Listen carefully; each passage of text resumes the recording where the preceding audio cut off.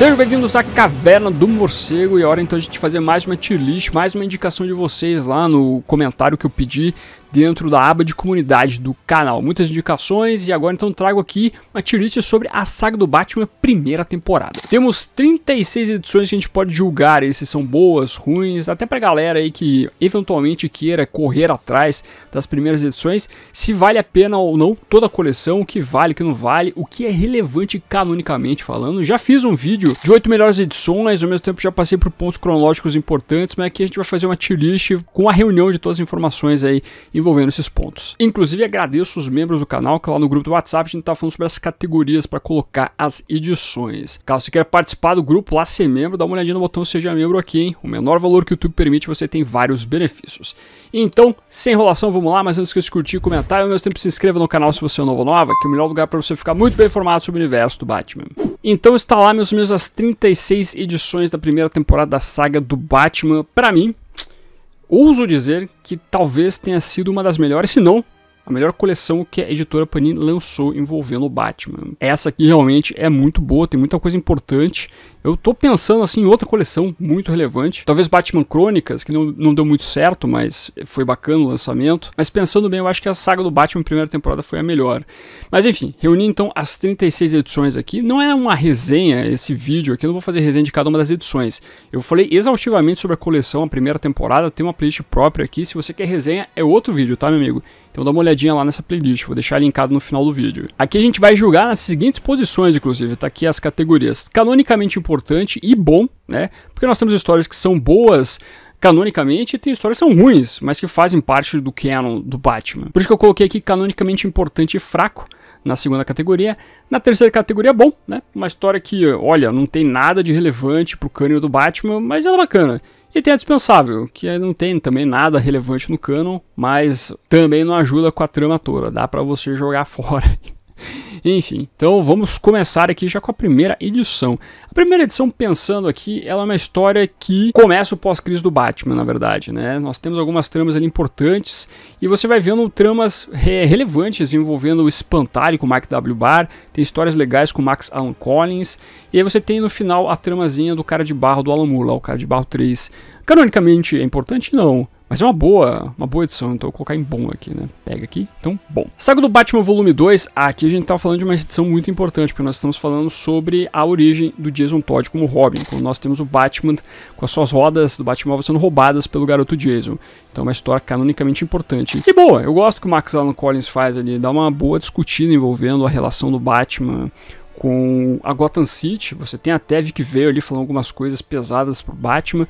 Essa história aqui do Mike W. Barr com o Jason quase falecendo também é bem legal, bem diferente. Então é realmente uma boa edição. Aí nós temos essa terceira edição aqui, continuando as tramas com o Jason descobrindo aí que o Batman já teve problemas no passado com o Duas Caras e o pai do Jason. E ao mesmo tempo a gente vê aqui a estreia do Norman Fogg nos desenhos. Canonicamente não tem relevância, mas eu acho boa, inclusive pela história do Doutor do Crime. Então eu vou colocar em bom aqui.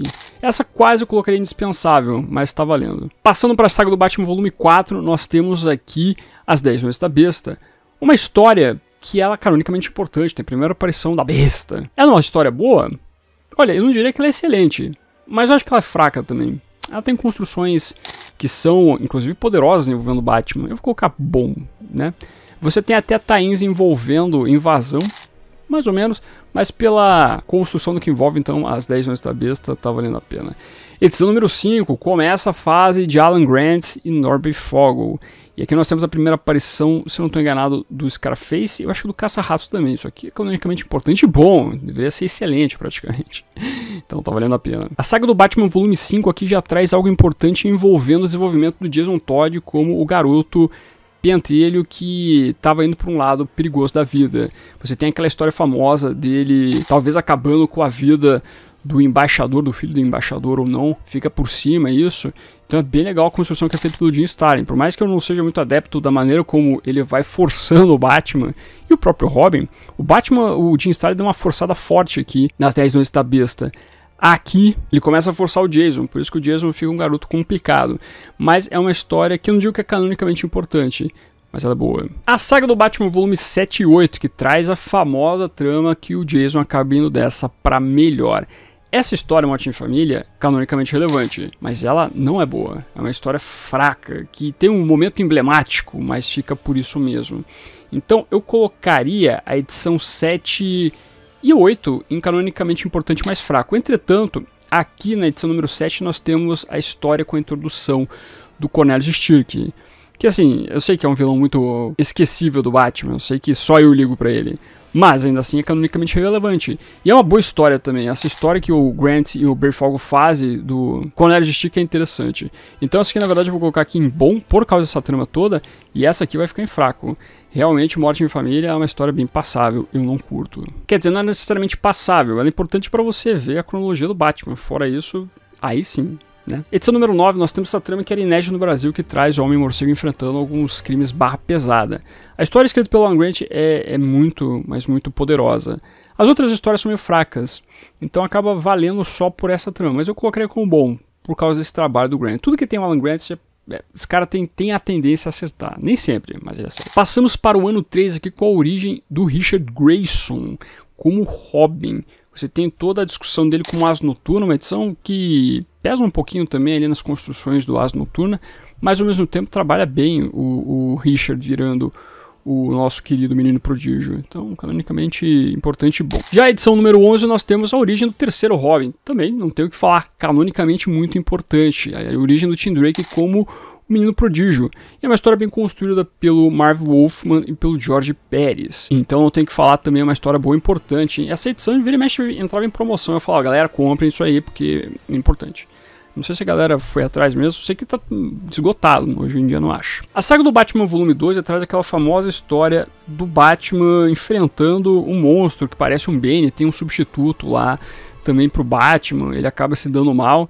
É uma trama que é importante do Sam Raimi porque ela traz alguns mestres conhecidos do Batman. O Henry Ducati aparece pela primeira vez na trama, o mestre Kirig também aparece pela primeira vez nessa trama, desculpe. Então eu acho que é canonicamente importante. Bom, eu acho que ela é ok, então não é fraco, então vou colocar como bom. Olha aí, né? O pessoal fica irritado quando gosta muito das coisas, né? Mas tô nem aí. Aí vamos para a edição número 13. Temos a história aqui conhecida como a Quadra de Lama, que é importante para você ver ali o desenvolvimento dos caras de barro, principalmente do Basil Karlo. Basil, vamos lembrar, é um personagem que surge na Era de Ouro, que ele acaba sendo um vilão que ele não tem poderes necessariamente, ele só acaba sendo um ator frustrado lá que quer acabar com todo mundo. Mas nessa história nós temos o Basil tendo poderes, ganhando seus poderes de barro. Então, canonicamente importante. É uma boa história? Mais ou menos. Ela é ok, é do Alan Grant e Norbert Fogel. Eu acho uma história que pra mim ela tem muito sentido, mas ela pode ser um pouco passável, né? Então vou colocar com fraco aqui também, né? Inclusive essa edição é uma das que tem mais páginas, são 192 páginas. E chegamos à saga do Batman volume 14. Essa aqui não tem muito o que explicar, nós temos o Anarquia aparecendo já na capa, que é a primeira aparição desse personagem. Uma história muitíssimo bem feita pelo Grant e pelo Breyfogle. Isso aqui é canonicamente importante e bom, quase excelente, hein? Essa aqui teria uma coluna a mais ali pra gente colocar a sua importância nessa trama toda. Pois bem, a saga do Batman volume 15, nós temos aqui uma história primeiro do Batman indo confrontar um discípulo do KG Besta. É uma espécie de continuação das 10 Noites da Besta. Não estamos mais nos Estados Unidos e sim na União Soviética. Acho que ainda é a União Soviética na época. E, ao mesmo tempo, nós temos essa trama importante do Harold, então sendo adotado, ou levando, ou sendo levado, na verdade, para Batcaverna. Então é uma história que canonicamente é relevante, é importante, por causa do Harold, que é um personagem que ia povoar bastante histórias do Homem-Morcego nos anos 90. Mas ela é fraca, eu não curto tanto, então eu vou entrar aqui, acho mais ou menos. O volume 16 nós temos a volta do Coringa depois de todas as suas artimanhas aí, com a Piada Mortal, com também a Morte em Família. Então é uma trama importante para o retorno do palhaço do crime. Ao mesmo tempo nós temos a famosa história do Duas Caras, que é o olho do Beholder, ou o olho de quem tudo vê. E essa história é sensacional. Para mim isso aqui, ó, é canonicamente importante e excelente. Nem é bom, é excelente.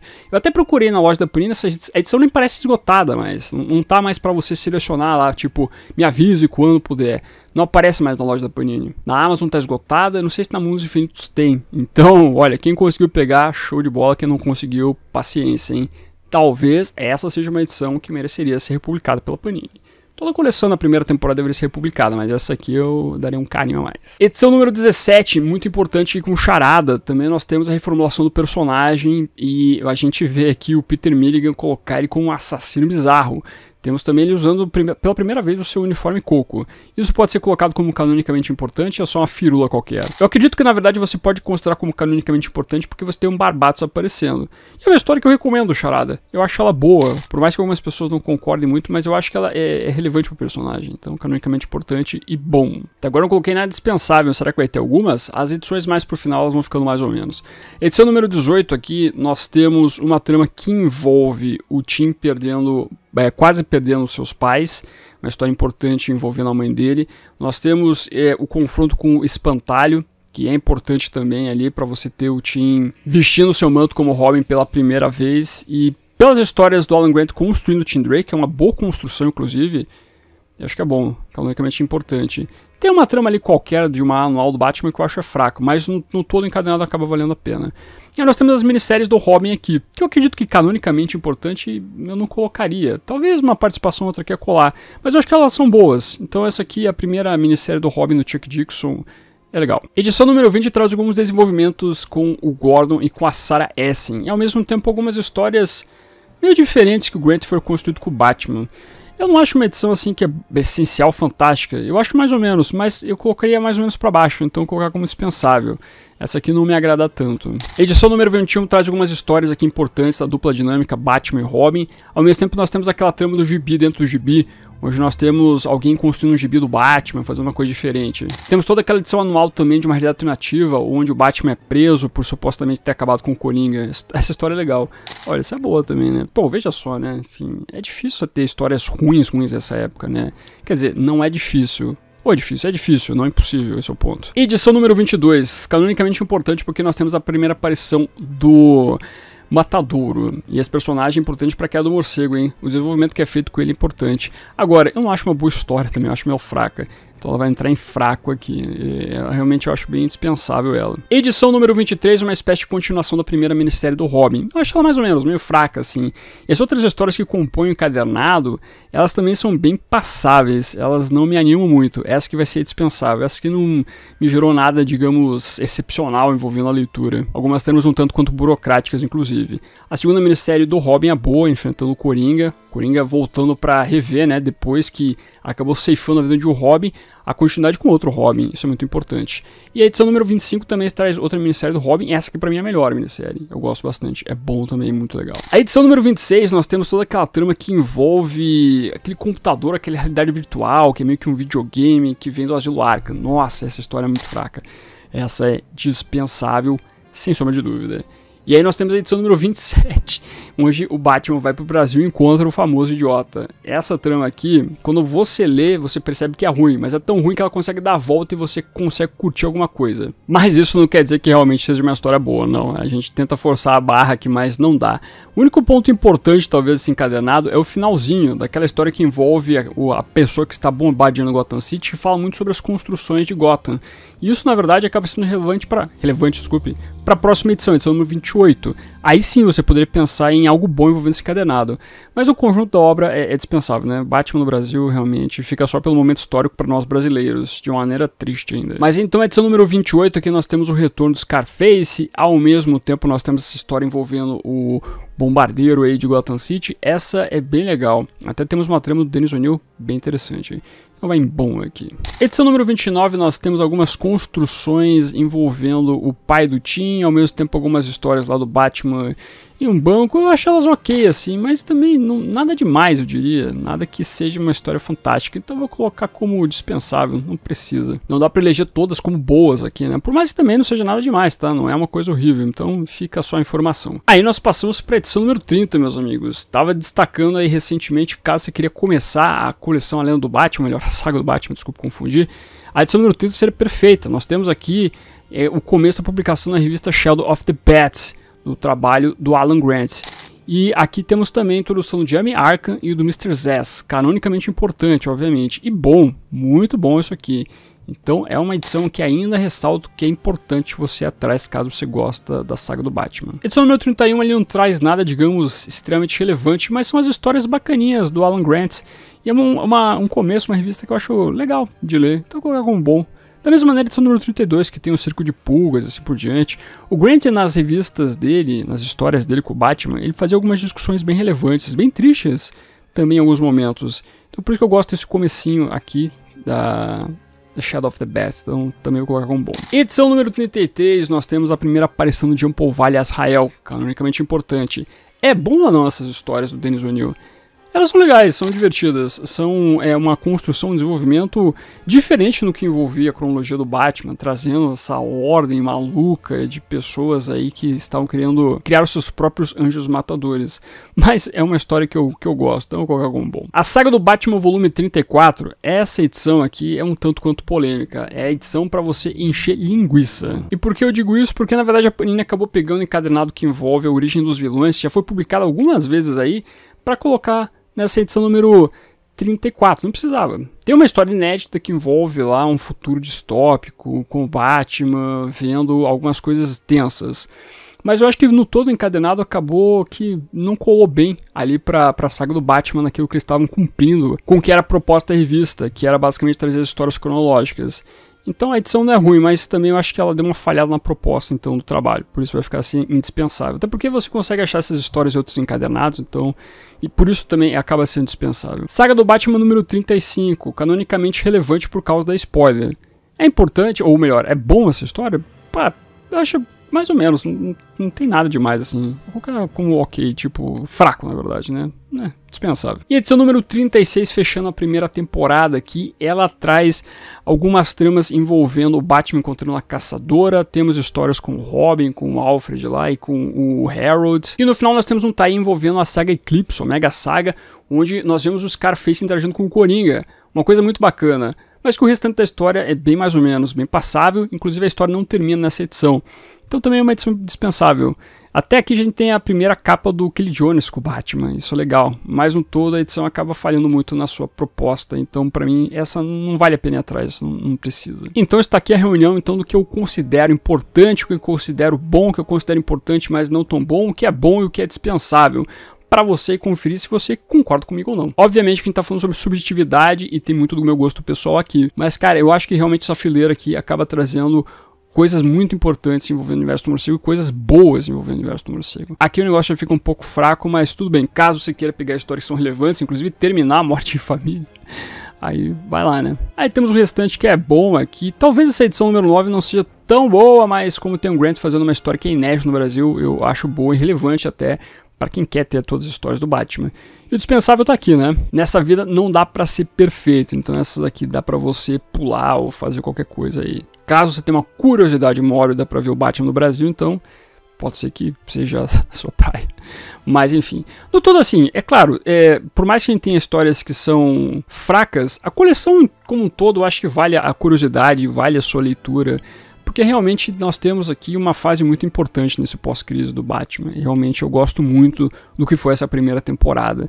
Tem muita coisa boa, muita coisa mesmo. Por mais que tenha algumas coisas que são um pouco mais fracas, mas ainda assim a maior parte da revista acabou trazendo histórias que são muitíssimo importantes. Então tá aí as minhas considerações neste momento envolvendo a saga do Batman, primeira temporada. Feitas as minhas considerações, eu quero saber a sua também, o que você acha aí, o que você considera uma edição passável da saga do Batman, não precisa ir atrás, ou você acha que é a nata da nata, tem que ir atrás.